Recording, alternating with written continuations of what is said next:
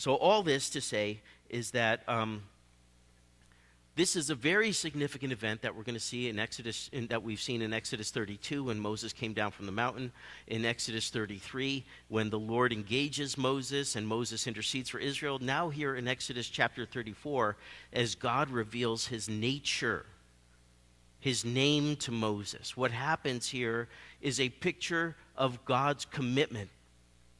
I always tell people that the tiniest nubbins, the tiniest little bit of anti-Semitism has no place in the Christian mindset, right? Because Romans 9, 10, and 11 says that God is faithful to his people, the Jews.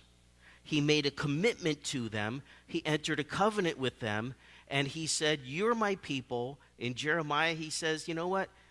I'm never going to do away with the sun, with the moon, with the tidal system. And he says, in the same way, I'm never going to do away with the Jews as my chosen people. Okay?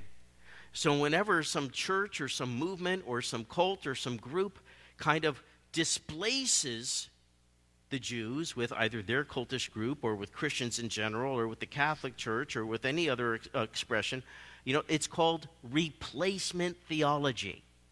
That God has replaced the Jews as God's chosen people with some other batch of Christians.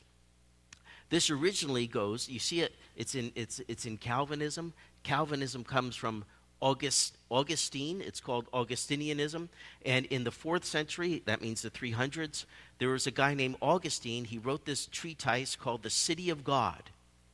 And he took all of the curses in the Old Testament that God spoke to Israel, and he's like, yeah, you keep those. But all the blessings and the promises, he says, those spiritually and allegorically, they apply now to the church based in Rome. Augustine.